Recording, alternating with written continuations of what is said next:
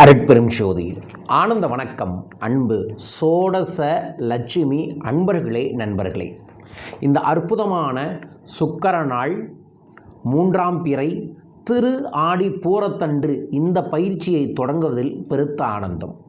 இன்று முதல் 9 நாட்களுக்கு இந்த சிறப்பு பயிற்சி நடைபெற இருக்கின்றது. இந்த பயிற்சியில் என்னங்க சொல்லித்தர போகிறோம்? மிக முக்கியமாக நம்மளோட குறிக்கோள், ஆகஸ்ட் 21ஆம் தேதி வரலட்சுமி நோன்பு வருது. வரலட்சுமி நோன்பு அன்று இந்த பிரபஞ்சம் முழுவதும் இருக்கக்கூடிய இந்து மக்கள் மகாலட்சுமியை வசியம் செய்யக்கூடிய கூட்டு பிரார்த்தனைகளை செய்வாங்க. மினிமம் எனக்கு தெரிஞ்சு உலகெங்கும் கணக்கு பண்ணாலும் 1 கோடி பேர் என்று வரலட்சுமிக்கான பிரார்த்தனை செய்வாங்க. அன்றைய தினத்தில் நான் சொல்லித்தரக்கூடிய ஒரு சூட்சம எளிய பூஜை நீங்களும் செஞ்சால் அவங்க செய்யக்கூடிய பூஜையின் பலனும் நம்ம பெற முடியும். இந்த பிரபஞ்சமே சேர்ந்து செய்யக்கூடிய 1 கோடி பேர்த்தோட பலனையும் நம்ம பெற முடியும். இதை ப்ராக்ஸி மெடிடேஷன் அட்ராக்ஷன் அப்படின்னு சொல்லுவாங்க நம்ம சித்தர்கள். அந்த வழிமுறையை உங்களுக்கு சொல்லித்தருவது தான் குறிக்கோளே.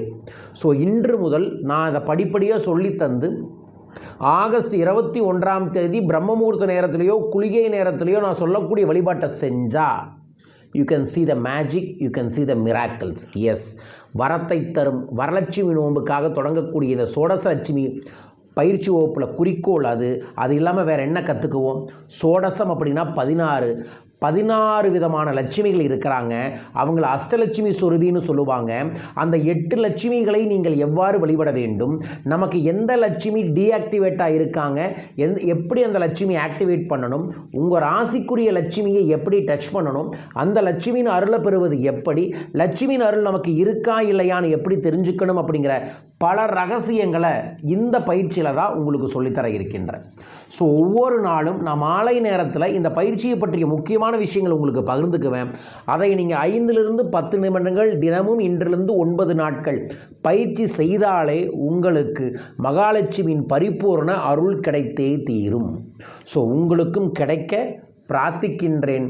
வாருங்கள், அற்புதமான தெய்வீகமான லட்சுமியை பார்த்து கேட்டு பழகி உணர்ந்து அந்த தெய்வத்தின் தெய்வ கடாட்சத்தை பெறணும் அப்படிங்கிறது தான் என்னோட குறிக்கோளும் கூட.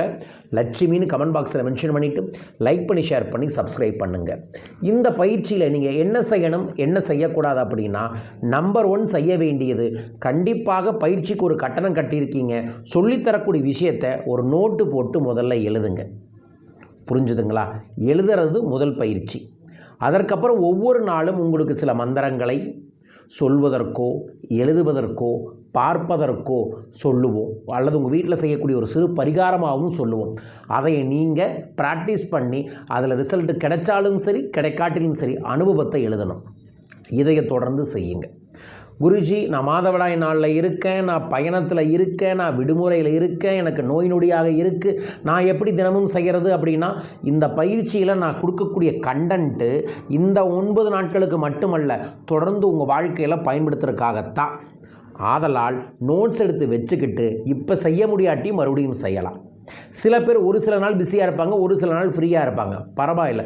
நோட்ஸ் எடுத்துகிட்டு உங்களுக்கு எப்போ கால நேர சூழல்கள் ஒர்க் அவுட் ஆகுதோ அப்போ செய்யுங்கள். புரிஞ்சுதுங்களா? ஸோ இதை மனசில் வச்சுக்கிட்டு இந்த பயிற்சிக்குள்ளே வாங்க. கண்டிப்பாக இந்த 9 நாட்கள் முடிஞ்சு உங்களோட பர்ஸை பார்த்தாவோ அக்கௌண்ட்டை பார்த்தாவோ கண்டிப்பாக ஒரு படி மேலே போய் தான் தீரும். ஏன்னா நாம் எதை அடைய வேண்டும் என்று நினைக்கின்றோமோ அதை நோக்கி எண்ணம், சொல், செயலை செலுத்த வேண்டும். அவ்வாறு செலுத்தினால் நமக்கு நாம் கேட்பது அத்தனையும் கிடைக்கும். உங்களுக்கும் கிடைக்க வேண்டும் என்று நான் இந்த பயிற்சியில் வேண்டிக்கிறேன். இந்த பயிற்சிக்கான முதல் சங்கல்பத்தை அடுத்த பதிவில் அனுப்புகிறேன். அந்த பதிவுக்காக காத்திருங்க. இந்த நம்மளோட மோட்டிவேஷன் சேனலில் தான் இந்த விஷயங்கள் எல்லாம் பகிர்ந்துக்குவோம். அதனால் கண்டிப்பாக சப்ஸ்கிரைப் பண்ணி வச்சுக்கோங்க. செல்வ செழிப்பு பெருகட்டும், சோடசலட்சுமியின் அருள் கிடைக்கட்டும். வாழ்க.